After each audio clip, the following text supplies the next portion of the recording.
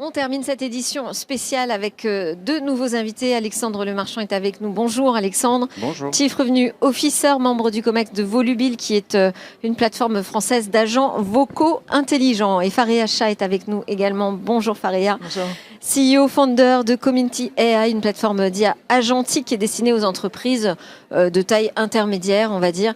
Alors, est-ce qu'on peut dire que d'un côté, on a la spécialiste de l'IA agentique et de l'autre côté, le spécialiste de l'IA grand public? Est-ce que ça se dessine comme ça? Est-ce qu'il y a une différence aujourd'hui entre les outils d'IA utilisés par le grand public et les autres utilisés par les entreprises? Je ne sais pas si c'est un outil grand public. En tout cas, il y a une différence entre ce qu'on appelle les systèmes agentiques qui vont permettre de créer des applications et les applications marché qui ont des spécificités, du vocal ou peu importe quelle spécificité outil on peut avoir. Mais en tout cas, nous, on est vraiment le socle technologique qui va permettre à tout le monde de créer son application sans avoir les contraintes de coût, de temps de développement, qui sont lourds, et c'est pour ça d'ailleurs qu'on s'intéresse aux entreprises de taille intermédiaire, parce qu'elles n'ont pas forcément les ressources pour avoir ce type de solution. Alors, réponse de votre côté, parce que pourquoi je dis ça? Parce que l'IA vocale, en fait, c'est vous et moi, on parle à notre assistant IA, on va dire, de manière très simple. Ça semble être une solution très grand public, ouverte à tous. Donc, je vous confirme que l'IA vocale est très connue par le grand public. Comme beaucoup de technologies, le grand public permet l'adoption rapide et la compréhension de ce que va faire la technologie. Mais ce qui est important pour le monde de l'entreprise, c'est aussi d'aider aux entreprises à répondre à certaines contraintes. Comme vous le savez, que vous soyez une TPE, une PME, aujourd'hui, vous avez plusieurs contraintes, qu'elles soient comptables, financières. Dans la technologie, c'est la même chose. Donc, Volubil a apporté une solution intégrée, un peu similaire à une voiture. Vous n'allez pas à vous préoccuper du moteur, faire confiance à des spécialistes pour utiliser l'IA vocale au service de l'entreprise, que ce soit pour les clients ou que ce soit pour générer plus de revenus. Donc il y a d'autres contraintes type la souveraineté, l'audit. Donc c'est ça qu'on apporte sur le marché, la simplicité, l'accès à cette technologie complexe si on n'a pas d'ingénieur. Oui, c'est une interface, finalement, le vocal. Et vous pensez que c'est une interface qui va se généraliser pour tout type d'usage? Tout à fait. C'est un marché de plusieurs dizaines de milliards de dollars dans les 3 prochaines années. Le téléphone, c'est loin d'être abandonné. La relation, ce qu'on appelle multicanal via les emails ou le chat, ça existe. Mais la voix va rester un système de relation client très très fort et demandé. C'est surtout dans la relation client aujourd'hui? Relation client dans les deux sens.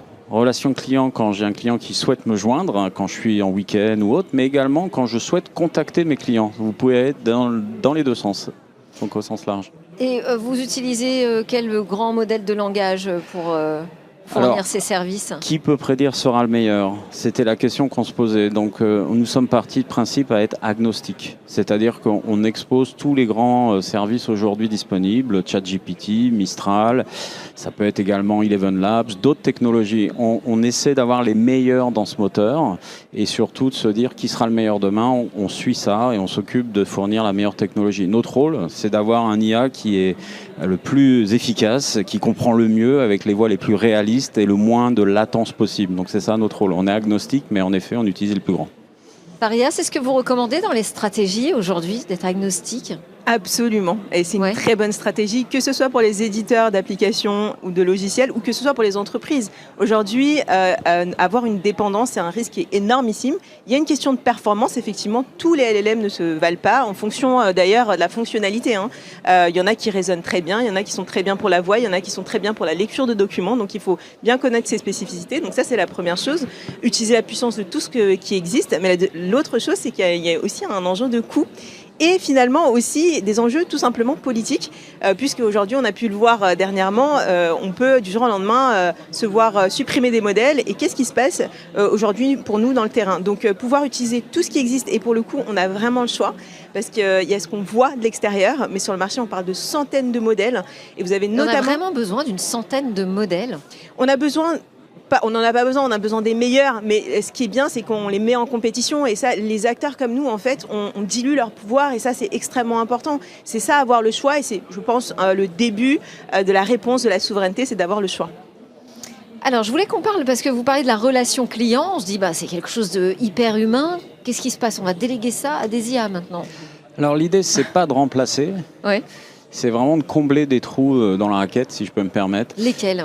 Typiquement, je ne pense pas que vous puissiez travailler 24 heures sur 24, 7 jours sur 7. Ici, on est avec des entrepreneurs et vous allez pouvoir mettre à disposition un système répondeur intelligent pour vos clients dès que vous décidez de déconnecter, que ce soit le week-end ou à partir de 19 heures. Quand je dis intelligent, c'est la capacité d'avoir une relation client de haut niveau. Et en même temps ne pas être tout le temps disponible. Donc l'idée, c'est vraiment de compléter. On a également dans le monde du commercial et du marketing, vous êtes dirigeant, il faut toujours plus de revenus. C'est un nouveau canal d'acquisition qui va vous permettre, avec la voix moderne, intelligente, langage naturel, donc c'est pas un robot qui déroule son pitch, vous avez vraiment un dialogue homme-machine et nous présentons toujours les agents comme des agents virtuels auxquels il faut parler naturellement. Donc il n'y a pas de cachotterie, c'est indiqué. Et ce qui est important pour les Français, tout au moins, on est là dans un événement français, c'est plus de 70% attendent la réponse et que ça soit un être humain ou une machine. Donc ce qui est important, c'est d'être disponible. Et c'est ce qu'on propose avec ce type d'agent. Complétez votre dispositif. Et là, quand on parle de SAV, donc ce sont des services que vous proposez à des organisations de taille moyenne ? Alors, c'est toute la promesse de Volubil, c'est qu'il ne faut pas laisser ça que aux grands groupes qui ont des équipes ou des grands moyens. Il faut aller aussi penser à comment offrir une solution à une TPE, personne seule dans une agence immobilière ou un groupe de 10 personnes. Et c'est exactement ce que l'on propose, du clé en main, simple, avec une interface simple d'accès. Et c'est ce que l'on propose aujourd'hui sur le marché français avec de nombreuses PME et TPE comme clients. Donc on peut dire que l'IA agentique, c'est pas que pour les grandes organisations. Il ne faut pas que ça soit que pour les grandes organisations et c'est tout l'objet de Community, c'est-à-dire qu'aujourd'hui l'IA agentique permet de réaliser des tâches de bout en bout. Et c'est comme ça qu'on peut apporter des usages de rupture, contrairement aux usages de confort qu'on connaît tous avec ChatGPT, Copilot, etc. Alors ce qu'on veut aujourd'hui pour la France, c'est faire de la croissance, c'est créer de la valeur. On veut tous que nos entreprises se développent. Des solutions comme Volubil permettent de faire du commercial en plus, du sales, du lead, etc. Donc pour faire ça, aujourd'hui il faut des plateformes agentiques. Les plateformes agentiques ne sont pas accessibles malheureusement pour toutes les entreprises, à part les grandes entreprises, parce que ça coûte très cher en compétences. Les compétences sont rares d'ailleurs sur ce sujet, et ça coûte cher. Donc l'objectif, c'est de les rendre accessibles. Et ça, c'est le rôle des éditeurs de logiciels, de se dire, OK, aujourd'hui, vos usages, ceux que vous avez aujourd'hui ne vont pas vous permettre de transformer votre entreprise. Par contre, il faut que vous commenciez à réfléchir à comment innover et en innovant avec l'IA, avec des solutions qui vous permettent de le faire de manière très très simple. Mais comment vous arrivez à rendre justement ça accessible ? Alors c'est très accessible. La plateforme en fait Community est une plateforme sur laquelle vous pouvez mettre vos instructions, connecter l'ensemble de vos données, toutes vos accessible data. En termes de simplicité et accessible financièrement. Et accessible financièrement bien évidemment parce que nous on capitalise, si vous voulez on absorbe la complexité et on capitalise en distribuant le plus largement possible. C'est vraiment le business des plateformes qui nous permet de faire ça.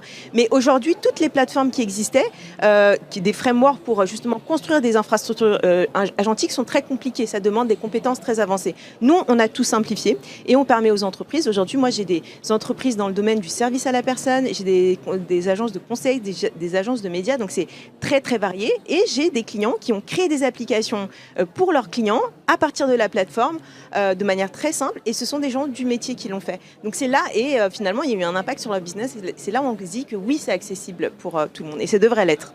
Ok, et vous arrivez à faire passer ce message et ils se disent pas d'entrée de jeu, oh là là, non, moi, l'IA agentique, c'est pas pour moi, ça va être trop cher. Non, pas du tout, parce que justement, le fait qu'on soit LLM agnostique joue beaucoup sur ça. Alors effectivement, il y a les coûts, nous, de R&D qu'on est en train de porter, qui sont financés aujourd'hui. Mais aujourd'hui, le coût, il est relativement proche de ce qu'on peut voir sur l'achat des tokens avec les grands modèles du marché. Mais on peut largement optimiser ça avec énormément de technologies, c'est ce qu'on fait d'ailleurs. Et on peut aussi aller voir des modèles open source qui sont de qualité et qui sont beaucoup, beaucoup moins chers. Aujourd'hui, c'est accessible. La seule chose qu'on demande aux entreprises, c'est vous connaissez votre métier, comment aujourd'hui vous pouvez faire bien mieux que ce que vous faisiez hier. Et donc cette innovation, elle doit venir des entrepreneurs et des dirigeants et des métiers. Et à partir de là, en fait, c'est le champ des possibles, j'ai envie de dire.